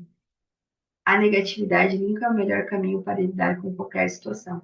E aqui é muito difícil, principalmente quando a gente está lidando com pessoas difíceis, a gente aceitar o que é. Aceitar o que é não é também ser impassível, depois ele vai falar. Mas é muito complicado a gente voltar para agora, porque a nossa mente está julgando aquela pessoa, está julgando aquela atitude, está rotulando. Então, para a gente calar a voz da nossa mente e aceitar o que é, e parar de resistir ao agora, essa aqui é uma das coisas mais complicadas. Por isso que é muito mais fácil você trabalhar a consciência em momentos comuns para que quando a gente tem que enfrentar uma situação dessa, a gente esteja com a consciência mais ativa, mais forte, o eu observador atuante, né? E como nós podemos nos livrar da negatividade? Descartando, reconhecendo que não desejamos mais sofrer nem carregar peso e deixando-nos de lado.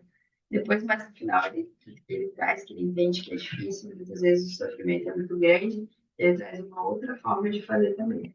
Mas é ligando ao observador, entendendo que aquilo eu não preciso mais e descartando. E aqui ele traz um conceito muito importante, que é onde quer que você esteja, esteja por inteiro. Reclamar é sempre uma não aceitação de algo que é. Essa atitude contém invariavelmente uma carga negativa, inconsciente. E a inconsciência comum é sempre relacionada de algum modo com a negação do agora. O agora, naturalmente, também implica o aqui. Você está resistindo ao aqui e agora? Algumas pessoas prefeririam estar em um outro lugar. O aqui delas nunca é suficientemente bom. Observe-se e verifique se isso acontece em sua vida. Onde quer que você esteja, esteja lá por inteiro. Se você acha insuportável o seu aqui e agora, e isso lhe faz infeliz, há três opções. Abandone a situação, mude-a ou aceite-a totalmente. Se você deseja ter responsabilidade sobre a sua vida, deve escolher uma dessas opções e deve fazê-lo agora. Depois, arque com as consequências. Sem desculpas, sem negatividade, sem poluição. Uma atitude qualquer é muitas vezes melhor do que nenhuma atitude, especialmente se há muito tempo você está paralisado numa situação infeliz. Mas se você está parado, reclamando, reclamando, reclamando, reclamando, você está gerando uma energia negativa. Então você para de resistir ao agora, para de resistir à situação e busca uma das três soluções. Ou você muda, você aceita, ou você abandona a situação. Você tem qualquer uma das três opções. Você tem que arcar com as consequências, né? A gente traz algo responsabilidade para nossa vida. Ou haverá algo que você deveria estar fazendo, mas não está. Levante-se e faça agora. Ao invés disso, aceite totalmente a sua inatividade, preguiça e passividade nesse momento.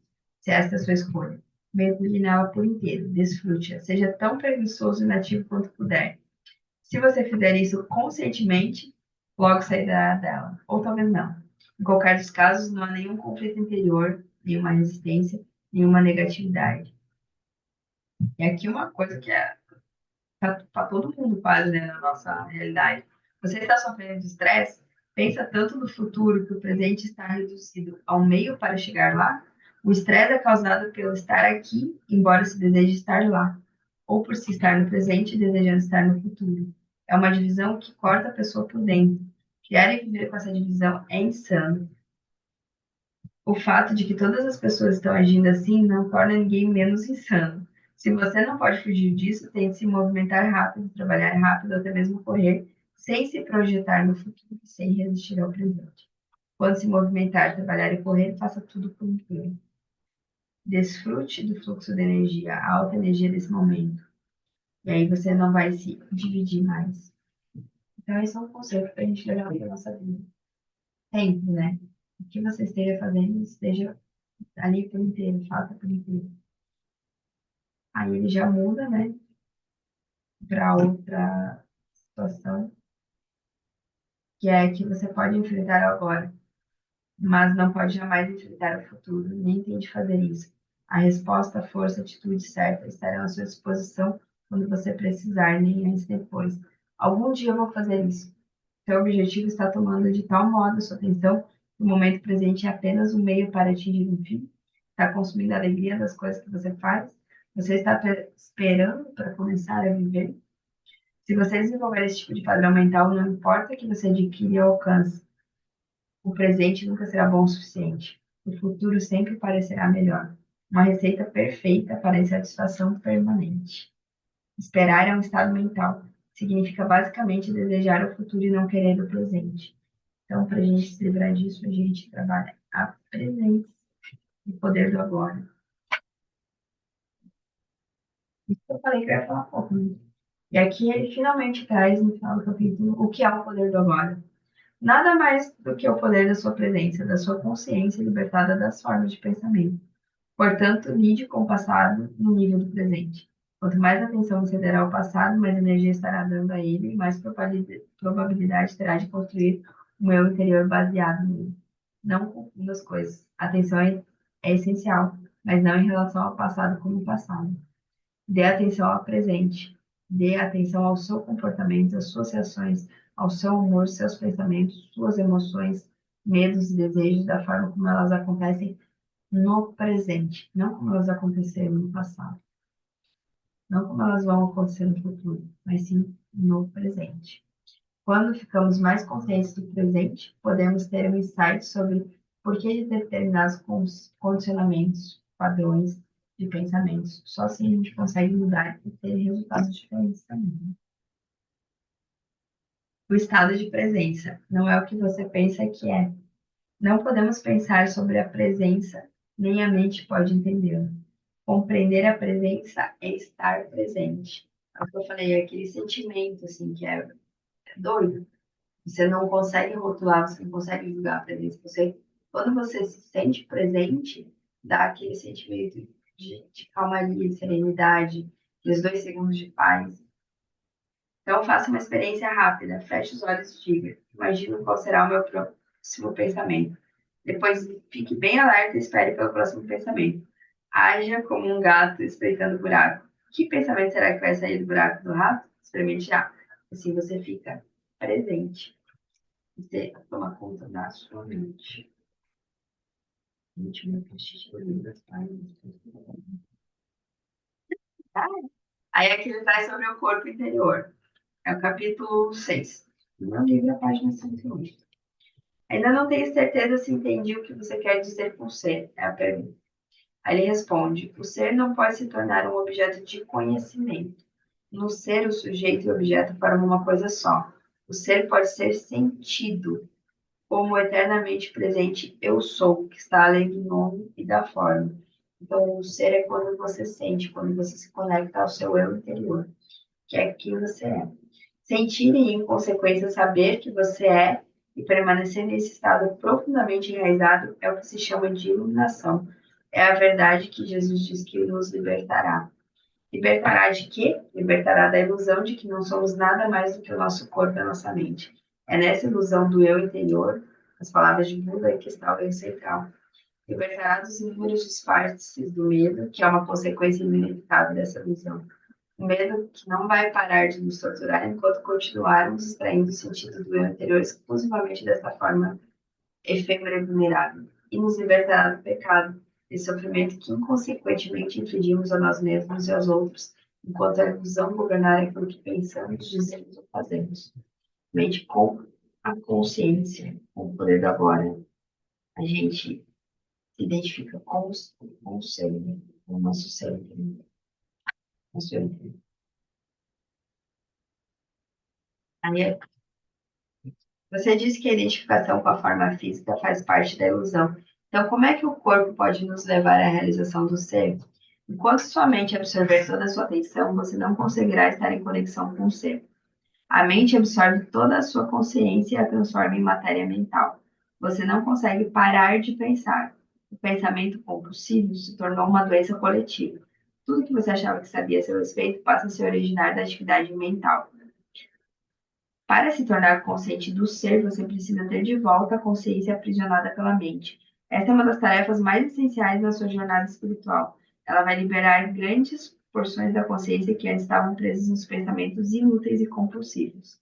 Uma forma eficaz de realizar essa tarefa é desviar o foco da atenção do pensamento e dirigi-lo para o interior do seu corpo, onde o ser pode ser percebido numa primeira etapa como um campo de energia invisível que dá vida àquilo que você entende como seu corpo físico. E aqui ele traz uma ferramenta muito importante para a gente se conectar com o nosso ser, com a nossa consciência, que é conecte-se ao seu corpo interior. Então a gente passa a olhar para dentro. Se a gente quer estar no estado de mindfulness, né? Ou eu quero trazer o meu estado de presença, quero trabalhar o agora, eu paro e me concentro no meu corpo interior, concentro na respiração, uso várias técnicas de meditação de respiração, né?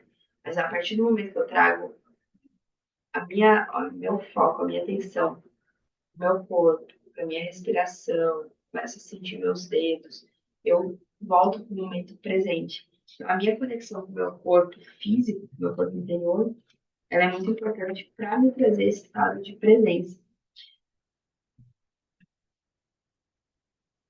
Ó, você é o seu corpo. O corpo que você vê e toca é somente um delicado véu de ilusão. Embaixo dele encontra-se o seu corpo interior invisível, a porta de entrada para o ser, para a vida não manifesta, que é lá das 7 leis espirituais do sucesso, né? Ok. Isso. Tinha alguém esperando para entrar. Já sei, podia ser. Então, aqui, finque raízes profundas no seu eu interior. A chave é estar em estado de conexão permanente com o nosso corpo interior e senti-lo em todos os momentos. Essa prática vai se intensificar rapidamente e transformar sua vida. Quanto mais quanto mais concentramos a atenção no corpo, mais nos fixamos no agora. Não nos perdemos no mundo exterior, nem na mente. Pensamentos, emoções, medos e desejos podem até estar presentes, mas não vão mais nos dominar. Então, verifique onde está a sua mente nesse exato momento. Ou você está ouvindo ou está lendo minhas palavras em um livro. Aqui está o foco da sua atenção. Você está escutando eu falar no livro, né? Então, você também está percebendo que está ao seu redor, as outras pessoas, etc. Além disso, pode haver alguma atividade mental em volta do que você está ouvindo ou lendo, algum comentário mental, embora não haja necessidade de nada disso absorver toda a sua atenção. Verifique se você consegue estar em contato com o seu corpo interior ao mesmo tempo. Mantenha parte da sua atenção no interior. Não permita que ela se disperse. Sinta todo o seu corpo lá no fundo, como um só campo de energia. Pratique nos próximos dias e semanas. Então, está fazendo, mas né, sempre traz a sua mente para o agora, para o seu corpo interior. Em vez de se projetar mentalmente para longe do agora, aprofunde-se no agora, se aprofundar no seu corpo. Pode sentir a respiração. Respiração é a forma mais fácil, eu acho, porque a gente faz a respiração tão inconscientemente. Quando a gente para observar a respiração, para sentir a respiração, a gente não consegue trazer outros pensamentos. Então a gente se conecta ao aqui, ao agora, ao nosso corpo.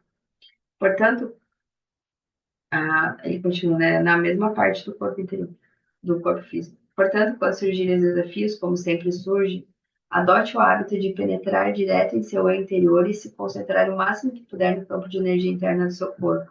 Não leva muito tempo, só uns segundos, mas isso tem de ser feito no exato momento em que o desafio acontece. Que é aquela técnica que eu já falei em algum ponto para vocês, para que a primeira coisa que vem quando você está numa dificuldade é a reação. É a mente sobrevivente, o diálogo interno, padrão de comportamento que a gente tem.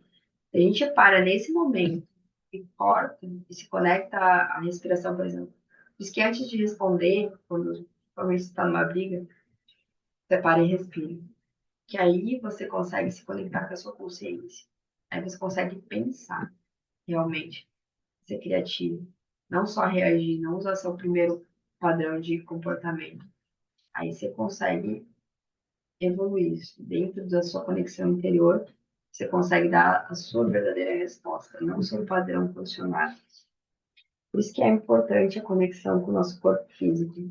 Hoje em dia a gente está vivendo uma sociedade tão rápida, tão cheia de coisa que a gente não consegue parar para pensar, não consegue se conectar com a gente. A gente está dissociada do tempo e do corpo. Né? Antes de penetrar no seu corpo, perdoe. O que eu falei? Ele traz o perdão. Que a atenção é a chave para a transformação. Isso também envolve aceitação. Em um organismo que funcione perfeitamente, uma emoção tem vida curta. É como uma onda ocasional sobre a superfície do ser.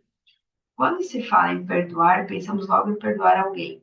Mas o perdão também pode ser em relação a nós mesmos ou uma situação do passado, presente ou futuro que a nossa mente se recusa a aceitar. Perdoar é abrir mão dos nossos ressentimentos e deixar que eles se desprendam de nós. Isso acontecerá naturalmente quando você perceber que os seus sentimentos não têm outro objetivo, exceto o de fortalecer o falso sentido do interior. Perdoar é não oferecer resistência à vida, é permitir que a vida aconteça através de você. As alternativas do perdão são as dores e os sofrimentos, um fluxo de energia altamente limitado e, em muitos casos, doenças físicas. É o que a gente falou antes, lá no começo, da doença psicossomática. Né? Eu não perdoo a situação, eu não perdoo o momento, eu não me perdoo, eu não perdoo alguém. E eu fico naquele processo de sofrimento, de remoer, de reclamar, de reviver, de identificação com o sofrimento. E aquilo me traz um problema físico, porque eu não vou para frente, eu psicossomatizo no meu corpo. Quando atingimos um determinado estágio de conexão interior, reconhecemos a verdade assim que a ouvimos. Por isso que muitas vezes, a gente lê esse livro e a gente vai se identificando, mesmo que pareça não fazer muito sentido na hora, vai fazendo sentido. Porque a gente entende que aquilo ali é verdade, que a gente está atingindo um novo nível. E é algo que a gente vem construindo ao longo do ano com os livros, né? O autoconhecimento, se propor a fazer coisas diferentes, se propor a ler livros diferentes, a trazer conhecimentos e aplicar aquilo que a gente pode aplicar na nossa vida, né? E, tem uma coisa de E o outro benefício da prática do perdão, vivendo agora, né? É fortalecer o sistema imunológico. Um outro benefício dessa prática do campo físico é um grande fortalecimento do sistema imunológico. Quanto mais consciência tivermos do corpo, mais forte se torna o sistema imunológico. E quando você não tiver o que fazer por alguns minutos, inunde o seu corpo com a consciência. É um excelente exercício para fazer à noite antes de dormir e assim que acordar de manhã, antes mesmo de se levantar. Feche os olhos, deite-se de costas, escolha partes diferentes do corpo para dirigir a sua atenção por alguns momentos, como as mãos, os pés, os braços, as pernas, o abdômen, o peito, a cabeça. Sinta o campo de energia dessas partes tão intensamente quanto puder. Detenha-se Detenha-se mais ou menos por 15 segundos em cada lugar. Deixe sua atenção percorrer o corpo como uma onda, dos pés à cabeça e da cabeça aos pés. Leva apenas cerca de um minuto. Depois disso, sinta seu corpo em sua totalidade como um campo de energia único. Mantenha esse sentimento por alguns segundos. É um tipo de meditação. Esse tipo de meditação, acho que estava lá nas sete leis espirituais do sucesso, se eu não me engano, que é de você focar em partes do corpo. Por isso que a gente sempre diz que é tudo uma junção, né? Corpo, mente, e espírito. E nós estamos aqui na Terra através do nosso corpo físico. É o nosso corpo físico que liga a nossa mente, né, as duas, com a nossa consciência, com o nosso ser, com a mente consciente alma. Deixe que a respiração conduza você para dentro do corpo. Feche os olhos e veja-se no meio da luz, dentro de um mar de consciência. Então, respire dentro dessa luz. Sinta essa substância luminosa preenchendo todo o seu corpo, tornando-se luminoso. Aqui é uma forma também de meditação, né, que você consegue imaginar. Aqui ele traz daí o uso criativo da mente. Sempre que for necessária uma resposta, uma solução, uma ideia criativa, pare de pensar por um momento e focalize a atenção em seu campo de energia interior. Tome consciência da serenidade. Quando você voltar ao pensamento, ele será novo e criativo. Em qualquer atividade mental, habitue-se a ir e vir de tantos em tantos minutos entre o pensamento e uma espécie de escuta interior, uma serenidade interior. Poderíamos dizer, não pense apenas com a cabeça, pense com todo o seu corpo. Que é aquela hora que eu falei da respiração, né? Quando você precisa ser criativo, ou quando você precisa não só reagir, quando você precisa agir conscientemente, você para, se conecta com o seu corpo, traz a consciência, traz o agora, a presença, e aí você consegue agir melhor. E ele traz a arte de escutar. Quando você parar para ouvir uma outra pessoa, não escute só com a mente, escute com todo o seu corpo. Isso a gente chama de escutativa. Quantas vezes a gente está escutando alguém, está conversando com alguém e a gente não está escutando realmente? Aqui entra naquela parte que ele traz de esteja de corpo inteiro. Escute a pessoa. Escute tudo que ela tem para falar, depois responda. E a gente já começa escutando a pessoa, pensando no que a gente vai responder. E esse é um problema grave, porque a gente não está ali realmente escutando, a gente está pensando no futuro, a gente está prevendo o que a pessoa vai falar para prever o que eu vou responder. Então eu não estou no aqui, não tô no agora. A minha mente está trazendo projeções de futuro ao todo tempo. Então, quando eu estou entregue ao momento presente, eu consigo escutar, realmente, escutativo.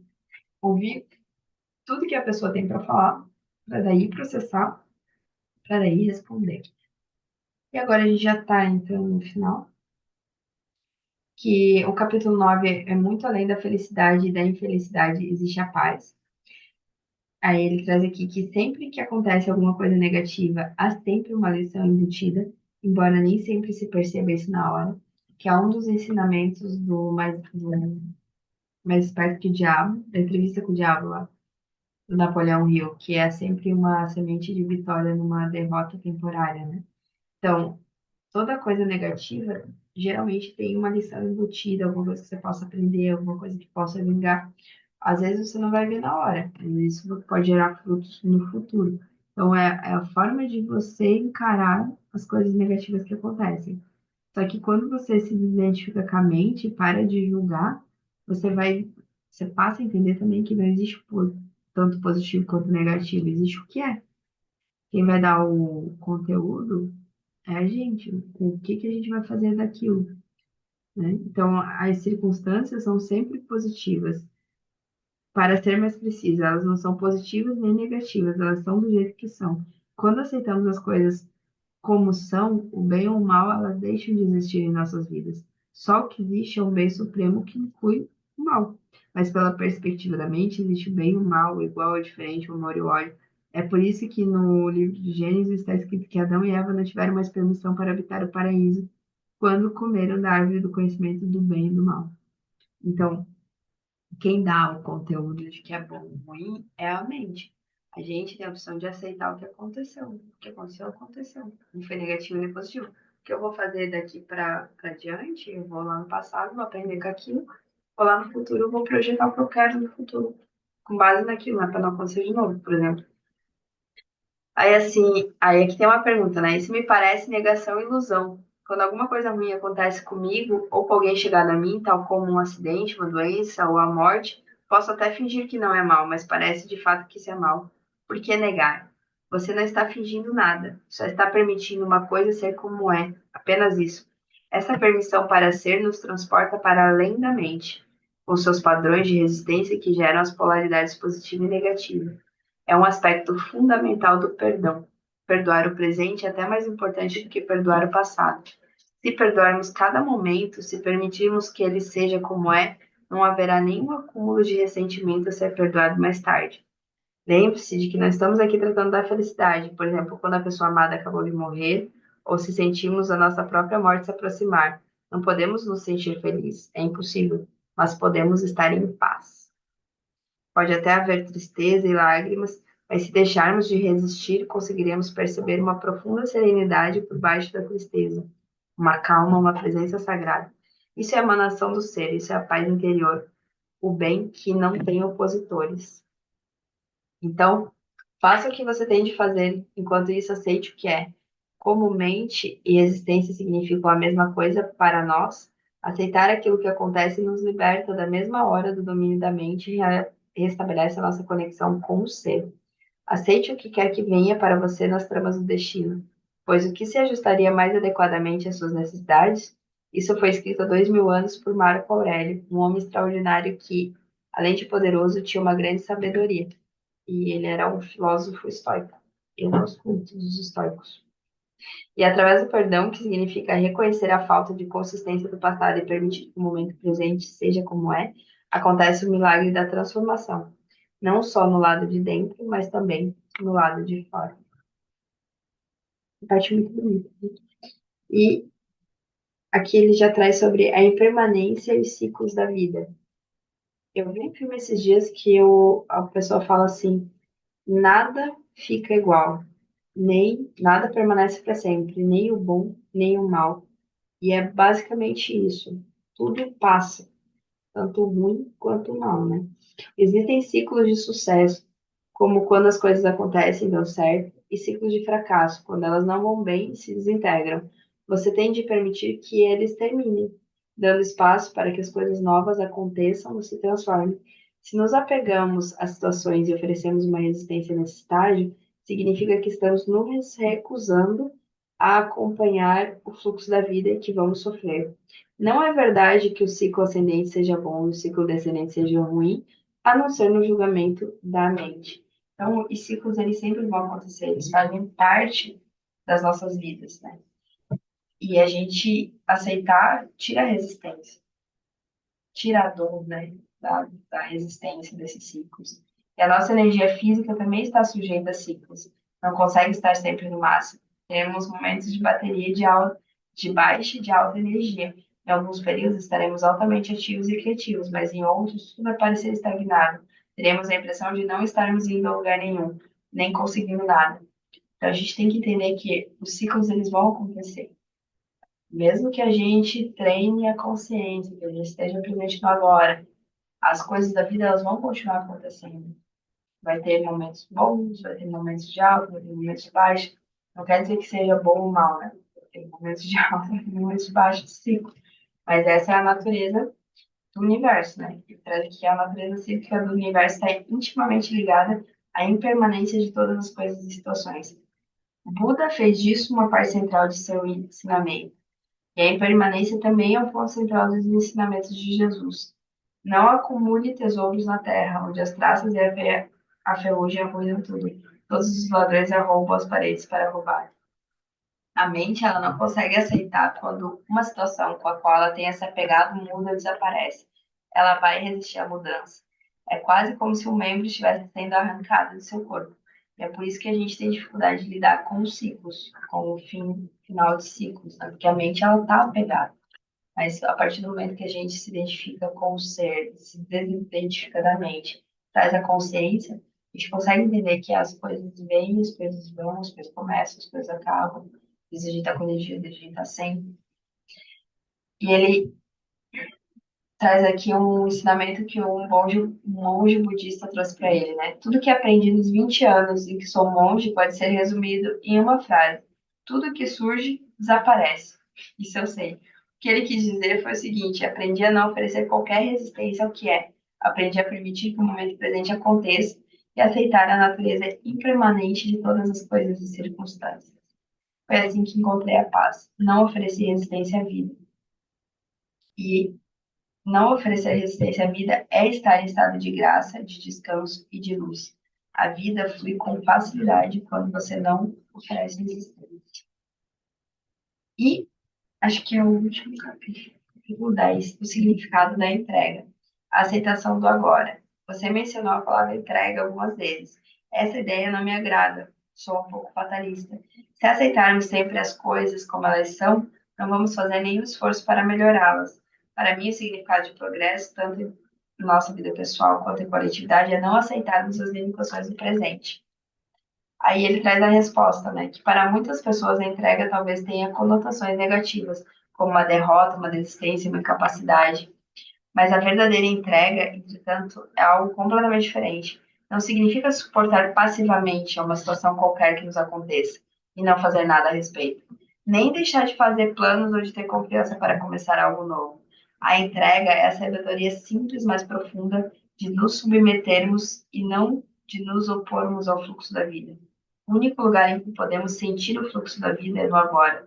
Isso significa que se entregar é aceitar o momento presente sem restrições e sem nenhuma reserva. É abandonar a resistência interior àquilo que é. A resistência interior acontece quando dizemos não para aquilo que é, através do nosso julgamento mental e de uma negatividade emocional. A aceitação daquilo que é nos liberta imediatamente da identificação com a mente e nos religa com o ser. A resistência é a mente. A entrega é um fenômeno puramente interior. Isso não quer dizer que não possamos fazer alguma coisa no campo exterior para mudar a situação. Na verdade, não é uma situação completa que temos de aceitar quando falo de entrega, mas apenas o segmento minúsculo chamado agora. Resignação não quer dizer entrega. Você não precisa aceitar uma situação indesejável ou desagradável na sua vida, nem precisa se iludir e dizer que não tem nada de errado em estar atolado na lama. Nada disso. Você tem a completa consciência de que deseja sair dali, então reduza sua atenção ao momento presente sem atribuir a essa situação nenhum rótulo mental. Isso significa que não existe nenhum julgamento no agora. Em consequência, não existe nenhuma resistência, nenhuma negatividade emocional. Você aceita a existência do momento. A seguir, toma uma atitude e faz tudo o que puder para sair da lama. Chama essa atitude de ação positiva. Funciona muito mais do que uma ação negativa que decorre da raiva, do desespero, da frustração. Até que alcance o resultado desejado, você continua a praticar a entrega ao se abster de rotular o agora e você consegue tomar as ações positivas, né? As atitudes positivas. Nenhuma ação positiva pode surgir de um estado de consciência onde não existe a entrega. Você, no estado de entrega, você claramente vê o que precisa ser feito e parte para a ação, fazendo uma coisa de cada vez e se concentrando em uma coisa de cada vez. Então, quando você entrega, quando você para de resistir, você não quer dizer que você não vai fazer nada. Quer dizer que você vai parar de resistir, você vai ver a situação como ela é, não vai rotular, vai se concentrar naquilo que você pode fazer no agora, na sua próxima ação positiva. Se a sua situação geral é insatisfatória e desagradável, separe esse instante e entregue-se ao que é. Eis aqui a lanterna cortando a neblina. O seu estado de consciência deixa então de ser controlado pelas condições internas. Você não age mais a partir de uma resistência ou de uma reação. Olhe para a situação específica e pergunte-se: existe alguma coisa que eu possa fazer para mudar essa situação, melhorá-la ou me retirar dela? Se houver, você toma a atitude adequada. Não se prenda às mil coisas que você vai ter que fazer em algum tempo futuro. mas na única coisa que você pode fazer agora. Isso não significa que você não deva traçar um plano. Planejar talvez seja a única coisa que você possa fazer agora, mas certifique-se de que você não vai começar a rodar filmes mentais, se projetar no futuro e assim perder o agora. Aí, diz aqui que se fatores internos como medo, a culpa ou a indolência impedem você de tomar uma atitude, eles vão se dissolver na luz da sua presença consciente. Então, se você está com medo de tomar atitude, quando você traz a sua consciência, quando você se entrega ao momento, né, para de resistir, toma e consegue ver qual que é a próxima atitude, quando você está consciente, o medo vai se dissipar. E aqui ele traz, né, que quando a gente vira consciente, quando a gente se entrega ao agora, nós nos tornamos responsáveis pela vida. A gente não polui o resto, a gente não polui o interior com negatividade, a gente foca na próxima ação, na ação positiva. E a gente aprende, inclusive, que é possível dizer não de modo firme e claro para alguém e, ao mesmo tempo, permanecer em um estado de não resistência interior. Ao dizer não a uma pessoa ou situação, você não deve reagir, mas sim agir de acordo com o insight, uma firme convicção do que é certo ou errado para você naquele momento. Não quer dizer que você vai dizer sim para tudo, de que você não vai se opor a certas coisas, você só vai deixar de resistir ao que é ao agora. Você vai passar a aceitar e agir de acordo. Quando abrimos quando abrimos mão da identificação com as nossas posições mentais, começa a verdadeira comunicação. Você começa a entender melhor as pessoas, você começa a praticar a escutativa, você está fazendo tudo de corpo e alma, né? Você está se entregando ao momento. E aqui ele traz daí a parte do sofrimento. Então, muitas vezes a dor é tão profunda que tudo que se diga sobre a entrega provavelmente parece superficial e sem sentido. Às vezes a pessoa está tão identificada, a dor foi tão grande, e ele traz aqui no final que algumas pessoas, nesses casos, acabam procurando pseudo-saídas, como o trabalho, a bebida, as drogas, a raiva, as projeções, as abstenções. Só que essas pseudo-saídas, elas não libertam do sofrimento. O sofrimento não diminui de intensidade quando você o torna mais inconsciente. Você vai conseguir lidar com um sofrimento muito grande, enfrentando. Não existe caminho, quando não existe um caminho para fora, existe sempre um caminho através. Portanto, não fuja do sofrimento, enfrente-o. Sinta-o plenamente, sinta-o, mas não pense a respeito dele. Fale dele se necessário, mas não crie uma história na sua mente a respeito dele. Dê toda a sua atenção ao sofrimento, não à pessoa ou ao acontecimento que pode tê-lo provocado. Não permita que a sua mente use o sofrimento para criar uma identidade de vítima para você em função dele. Se for impossível se afastar do sentimento, a única possibilidade de mudança é se mover em direção a ele. Do contrário, nada vai mudar. E aqui ele traz isso porque às vezes a gente sofreu tanto, é um sofrimento tão grande que a gente quer se afastar, quer tapar com o buraco. E não, às vezes a única saída é realmente enfrentar, olhar para ele. E aqui ele traz que ao se dirigir para o sentimento, fique intensamente alerta. Fique alerta, fique presente com todo o seu ser, com cada célula do seu corpo. E ao fazer isso, você está trazendo luz para a escuridão. É a chama da consciência. A atenção completa é a aceitação completa, é a entrega. Ao dar atenção completa, você está usando o poder do agora, que é o poder da sua presença. A aceitação do sofrimento é uma viagem em direção à morte. Encarar o sofrimento profundo, permitindo que ele exista, colocando a sua atenção sobre ele, é entrar na morte conscientemente. Quando tiver morrido essa morte, você perceberá que não existe morte, que não há nada a temer. Só quem morre é o ego. Então, quando você traz a presença do sofrimento, ele você não precisa se entregar ao sofrimento, né? Você traz a sua presença, você passa a sentir, a não rotular, a não julgar ele. Você, essa é uma forma de entrega, já, quando você passa a olhar para o sofrimento. E aí você, com a consciência, você traz a luz e você transmuta esse sofrimento. E aqui, por fim, ele traz sobre o poder de escolha. Que muita gente diz que assim, ah, que você escolheu onde você tá, que você escolheu a vida que você tem levado, só que você não é capaz de escolher se você está inconsciente. Você só é capaz de reduzir escolhas a partir da consciência. Então, a palavra escolher é um termo muito usado, mas não é apropriado ao presente contexto. É uma ilusão dizer que alguém escolhe um relacionamento problemático ou alguma outra situação negativa da vida. Uma escolha sugere uma consciência, um alto grau de consciência. Sem ela não há escolha. A escolha começa no instante em que nos desidentificamos da mente e de seus padrões condicionados, no instante em que nos tornamos presentes. Na verdade, o desenvolvimento mental e o aumento de conhecimento não são contrabalanceados por um crescimento correspondente à consciência. O potencial para a felicidade e o desastre é muito grande. Ninguém escolhe o problema, a briga, o sofrimento. Ninguém escolhe a doença. Elas acontecem porque não existe presença suficiente para dissolver o passado ou luz suficiente para dispersar a escuridão. Você não está aqui por inteiro. Você ainda não acordou. Nesse meio tempo, a mente condicionada está governando a sua vida.